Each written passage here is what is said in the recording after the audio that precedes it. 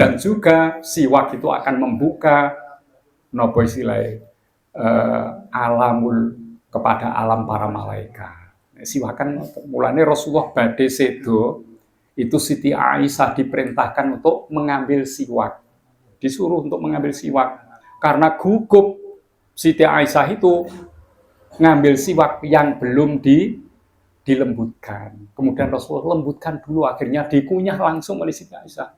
Soalnya Arab dilembutkan bagaimana? Oh, waktu sudah mepet, Rasulullah sudah menjelang wafat, akhirnya dikunyah dan Rasulullah melakukan siwak kemudian wafat.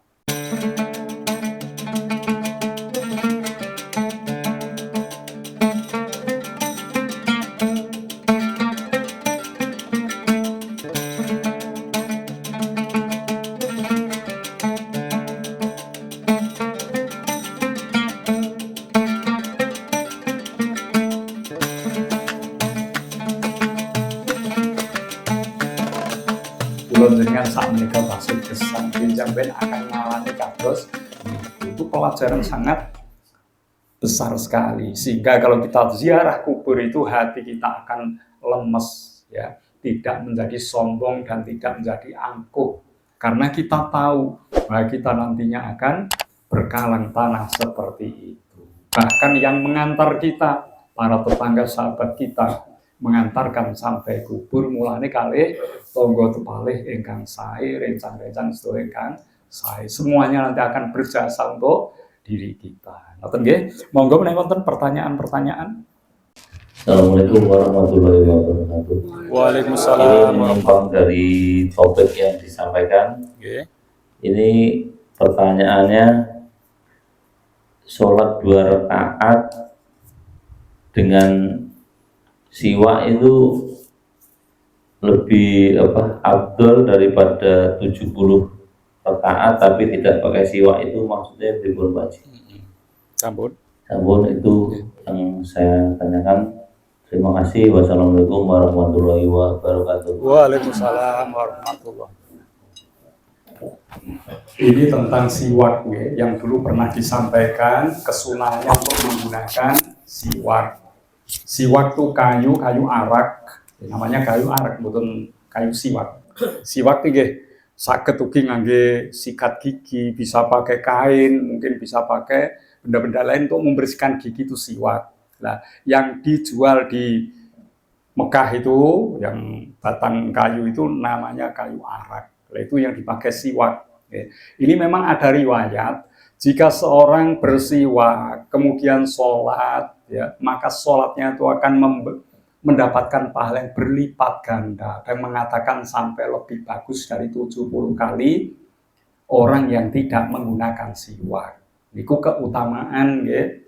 Kadosé hadis niku mboten sahih. Kula nate meneliti itu ya, tidak tergolong sahih, tapi untuk keutamaan hal itu dibolehkan. Jadi kula jenengan nek badhe salat saenipun bersiwak, dawuh Rasul ngeten iki, laula an asyqa ala ummati la amartuhum bisiwaki inda kulli sholatin. Seandainya umatku tidak merasa berat, misalnya aku akan perintahkan untuk bersiwak ketika akan melakukan sholat. Jadi ini pancen sholat nek diawali dengan siwakan tuh pahalanya lebih besar karena merujuk kepada perintah tadi. Meskipun hadis ini tergolong dhaif, tapi untuk fadhailul amal, untuk amal-amal yang utama, yang mulia semacam ini boleh diamalkan. Ya, ngoten nggih. Dados saene ngoten. Wonten malih setara dengan ini, bila seorang sholat menggunakan sorban, dikalungkan ini nggih sami, itu pahalanya berlipat 70 kali dibandingkan orang yang sholat tidak mengenakan sorban. Wonten niku nggih, hadisnya tergolong ya setara dengan hadis itu. Tapi sekali lagi ini adalah keutamaan, itu boleh diamalkan seperti itu. Ngoten nggih Pak Sunaryanto. Monggo wonten malih Pak Rohman. Karena ludah itu ya, terus dimasukkan baju niku ya, itu membatalkan sholat bukan? Ya, apakah air liur ya itu ini termasuk najis napa mboten? Itu tergolong najis fisau. Istilahnya najis yang ringan ya ringan. Maka setelah orang siwakan biasanya langsung disai, nempel teng sak niku apa itu ludahnya kan situ niku batalke salat boten.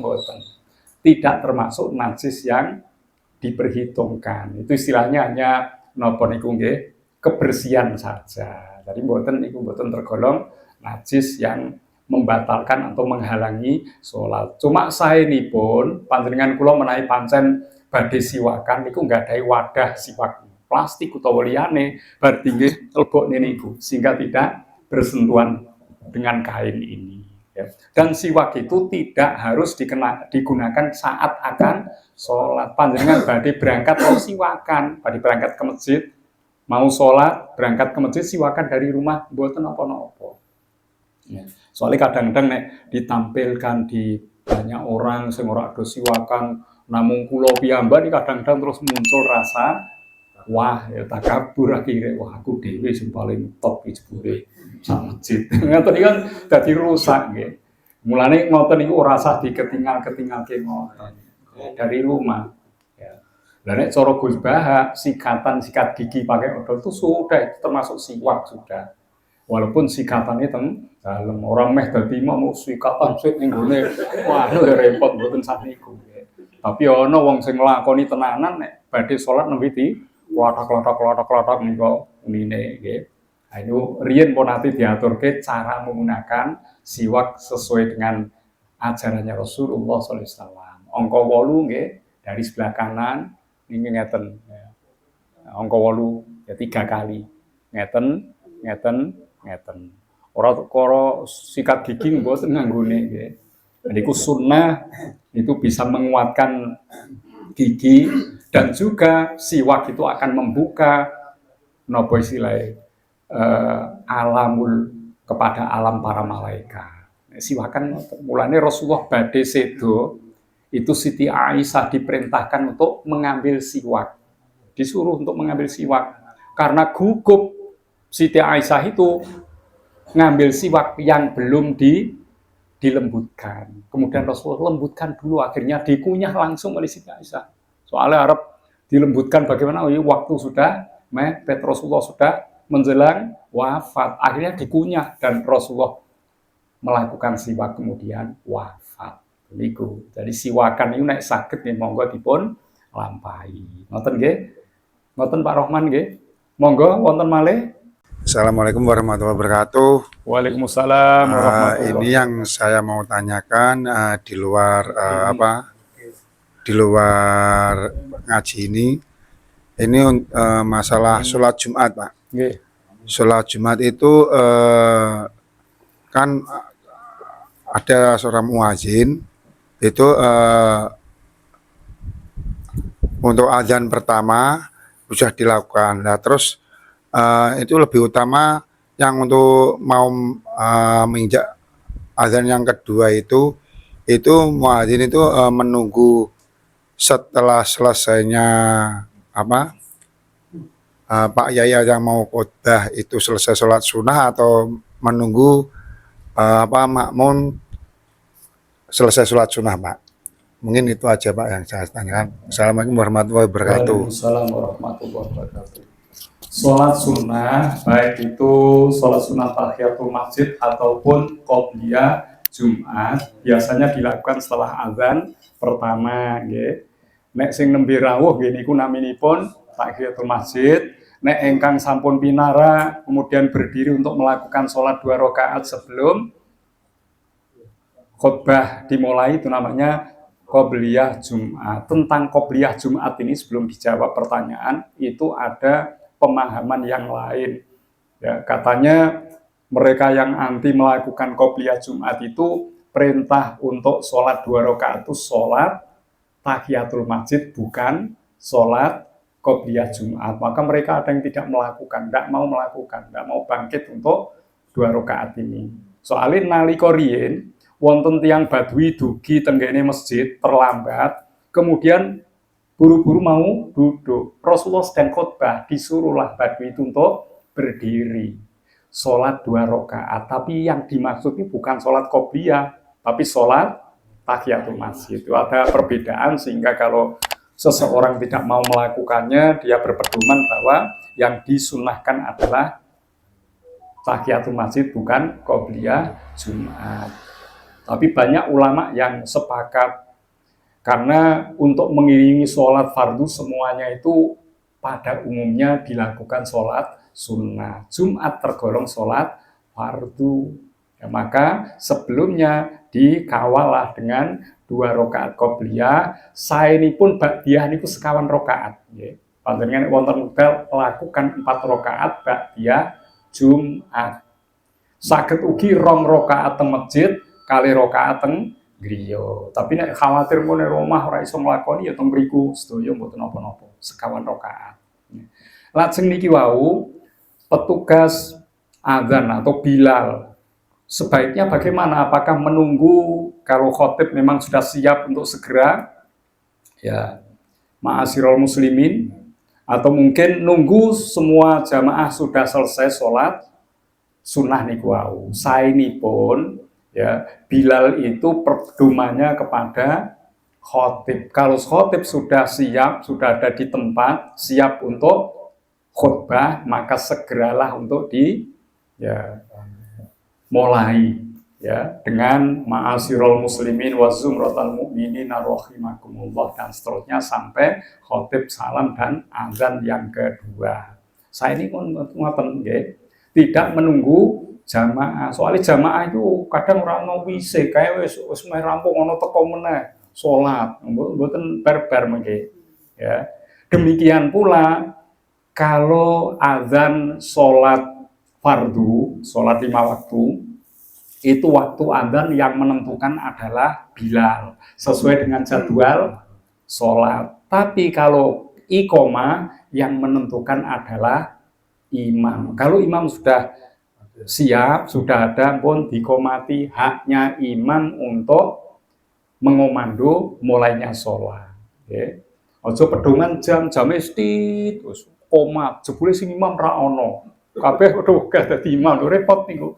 Imam yang harus menentukan itu. Kalau memang seorang sudah ditunjuk jadi imam siap, langsung diikomati. Jadi pedomane mboten tiyang sing sholat, pokoknya imam siap lakukan itu. Lah umumnya antara adzan dengan iqomah sekitar 7 sampai 15 menit. Nah itu ya ada waktu lah, jangan langsung sabare adzan terus qomat ampun ngoten. Beri waktu kesempatan untuk sekali sholat sunnah 2 rakaat semisal 7 menit. Mulanya rata-rata masjid 7 sampai 15 menit. Nah, itu ya. Niku ngoten Pak nggih. Terus ingkang nentokke niki muadzin dan dia harus memastikan bahwa khotib telah siap untuk berkhutbah. Tapi nanti teng masjid ngajeng niku khotibe urung ono, padahal mboten kula langsung di itulah akhirnya sapa sing khotbah lho ora ono, akhirnya kula maju. Jane Pak Ali Mokhtar niku, Pak Ali Mokhtar jebule mboten ngabari piyambakipun tindak umroh. Waduh lah ora ngabari, ora ono sing maju, akhirnya kula maju. Lah ngeten iki kan mboten sae, kedahipun nggih koordinasi, tahu jadwal sehingga tidak terjadi seperti itu. Lah nek kula mboten purun maju barang kan rame akhirnya. Lah ngoten niku nggih, itu terjadi nggih. Monggo wonten malih setunggal malih Jawi. Bismillahirrahmanirrahim. Assalamualaikum warahmatullahi wabarakatuh. Waalaikumsalam warahmatullahi wabarakatuh. Pak Ustadz, kemarin saya mendengarkan dawuhipun Romo Kiai Sumarno Mudzagar saking Kalibungu. Itu berkata, berbuat baik kalau berhenti itu jelek, tapi berbuat baik kalau berhenti itu jelek, tapi berbuat jelek kalau berhenti itu lebih baik. Monggo untuk kegiatan yang baik ini seperti pengajian, yaitu menumbuhkan rasa persaudaraan dan tali silaturahim untuk dilanjutkan. Dan pertanyaan saya, kenapa untuk berbuat baik itu rasanya itu berat, Pak? Dan untuk kita berbuat jelek kok rasanya ringan, itu efeknya dari mana? Demikian yang kami tanyakan. Dan assalamualaikum warahmatullahi wabarakatuh. Waalaikumsalam warahmatullahi wabarakatuh. Yang pertama, pernyataan tadi benar, ya. Berbuat baik janganlah berhenti. Nek berhenti dados boten sae. Tapi kalau berbuat buruk berhenti malah sae, itu leres, ya. Nah, kemudian bagaimana berbuat baik kok berat? Kalau berbuat buruk itu kok mudah?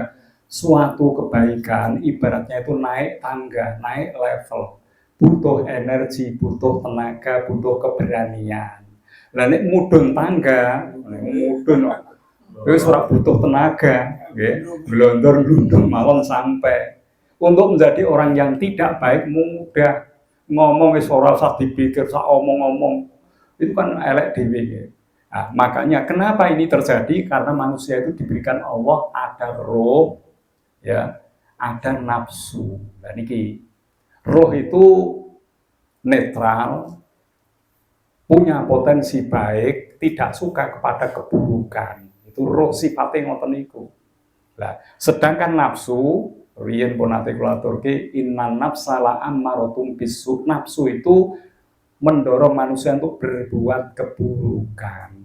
Kenapa kita ringan berbuat maksiat tapi berat berbuat baik? Karena nafsu kita yang mendominasi diri kita. Nafsu ini dewi niki. Tapi nek kula jenengan pun dikuasai oleh rohani kita, roh yang suci, kita tidak akan berani untuk melakukan perbuatan dosa kemaksiatan. Tergantung kualitas dewi. Nek kualitas dewi tasih napa niki dikuasai nafsu. Lah niku wis sedaya pokoke kangge kepentingan awak dewi niki. Untuk berbuat yang baik berat, tapi untuk suatu yang kepentingan kita, untuk diri kita, menuruti keinginan kita menjadi mudah. Termasuk yang dilakukan oleh Roma Irama kan itu. Kalau surga itu dihiasi dengan ya segala macam hal-hal yang berat, ya. Partner lagunya partner, ya. Kabinet neraka itu dihiasi dengan hal-hal yang menyenangkan kan ngoten niku. Ngoten niku. Iku apa judulnya biyen nalika remaja kan lagune niku. Pokoke Roma karo Elvi Sukaesih niku tok niku sing zaman biyen sing terkenal gitu lah. Oke. Terus niku nggih, niki kenapa kita berbuat baik itu berat selama kita masih didominasi oleh nafsu kita sendiri, bukan setan niku ya. Bukan setan ya awake dhewe niki, maka itu menjadi berat. Tapi nek sampun terbuka hijab, orang itu rohnya sudah terpancar, dia jelas melihat hal-hal yang baik, itu dia tidak akan mau melakukan keburukan. Melakoni perkawis sing boten sae itu akan menjadi gangguan yang terus-menerus dalam hatinya. Dan itu dados ngoten. Tapi nek nafsu sing nguasai melakukan hal buruk puas ya. Ngombe 3 gelas ora ono sing weruh wis. Biasane arep sak gelas wae wedi. Iya pas. Lah ngeten iki repot nggih. Terus niku tergantung bagaimana kita mengelola hawa nafsu kita. Ngoten nggih? Kadosipun cekap menika insyaallah nek wonten malih mangke sanes wekdal dipun lajengaken malih. Mekaten anggen matur mbok pilih wonten kekirangan nyuwun pangapunten. Wallahul muwaffiq ila aqwamit thoriq. Wassalamualaikum warahmatullahi wabarakatuh.